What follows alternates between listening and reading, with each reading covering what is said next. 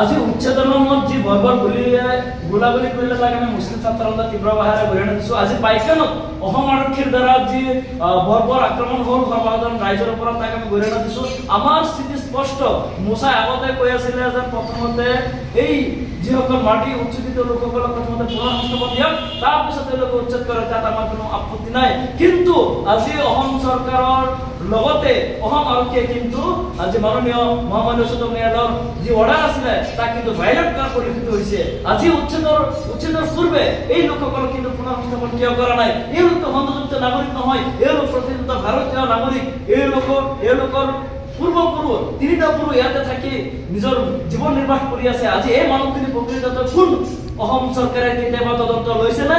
অসম চৰকাৰৰ এটা নিশ্চয় আইন আছে যেন কিছুদিন পিছে সাৰ্ভে হ'ব লাগে, যেন চৰকাৰী মাটিত কোনে বসবাস কৰি আছে তেওঁলোকক এলাৰ্টমেণ্ট দিব লাগে। কিন্তু বিগত দিনত যি চৰকাৰ আহিছে কোনো চৰকাৰে কিন্তু এই মানুহখিনিক মাটিৰ এলাৰ্টমেণ্ট দিয়াৰ পৰা বিৰত থাকিল। সদায় এই মানুহখিনিক লৈ পেলাই কিন্তু ৰাজনীতি কৰি আহিছে। গতিকে আজি দেখা গৈছে যে পাইকানত আজি গুলিয়াই এজন নিৰোহী মানুহে হত্যা কৰা হ'ল। গতিকে ইয়াৰ কাৰণে জগৰীয়া কোন? অসম চৰকাৰ, অসমৰ গৃহ বিভাগ, অসম আৰক্ষী সম্পূৰ্ণৰূপে ইয়াৰ কাৰণে দায়ী। গতিকে সেইজন এছপিক অতি শীঘ্ৰে নিলম্বন কৰিব লাগে বুলি আমি দাবী উত্থাপন কৰিছোঁ। যিজনৰ নিৰ্দেশত আজি এজন নিৰোহী মানুহ গুলিয়াই হত্যা কৰা হ'ল। গতিকে আমি আহ্বান জনাইছোঁ মুছাৰ ফালৰ পৰা, যিহেতু ভাৰতবৰ্ষৰ গণতান্ত্ৰিক ৰাষ্ট্ৰ, ইয়াতে সকলো থকাৰ অধিকাৰ আছে। আমি অন্ন বস্ত্ৰৰ সুৰক্ষাৰ স্বাৰ্থত আমি কথা কৈছোঁ, যিহেতু ভাৰতীয় সংবিধানে অন্ন বস্ত্ৰৰ কথা কৈছে। গতিকে এই মানুহখিনি আজিলৈকে কিয় মাটিৰ পাট্টা দিয়া হোৱা নাই? এই মানুহখিনিতো বাংলাদেশী নহয়, সংযুক্ত নাগৰিক নহয়। এই মানুহখিনি যদি সঁচাকৈ সংযুক্ত নাগৰিক হ'লেহেঁতেন আপোনালোকে কিয় তেওঁলোকক ক্ষতিপূৰণ দিছে? ক্ষতিপূৰণ দিয়াৰ চেষ্টা কৰিছে, 50,000 টকা 1 কটা মাটি দিয়াৰ কাৰণে আপোনালোকে বেনাৰ আনি দিছে।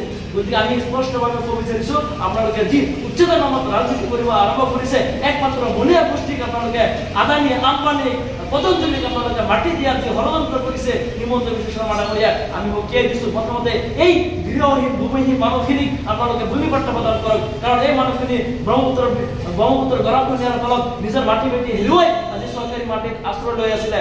আপোনালোকৰ নৈতিক দায়িত্ব আছিল প্ৰথমতে ছাৰ্ভে কৰি এই মানুহখিনিক পুনৰ সংস্থাপন কৰা। গতিকে সেইখিনি নকৰি আজি ফৰেষ্ট এৰিয়াটো যদি মানুহ থাকে, নিশ্চয় ফৰেষ্ট এক্ট এটা আছে, যেন আপোনালোকৰ নিশ্চয় চৰকাৰী এটা আইন আছে, যি আইনৰ জৰিয়তে ছাৰ্ভে কৰি মানুহখিনিক আপোনালোকে ভূমি পট্টা দিব পাৰিলেহেঁতেন।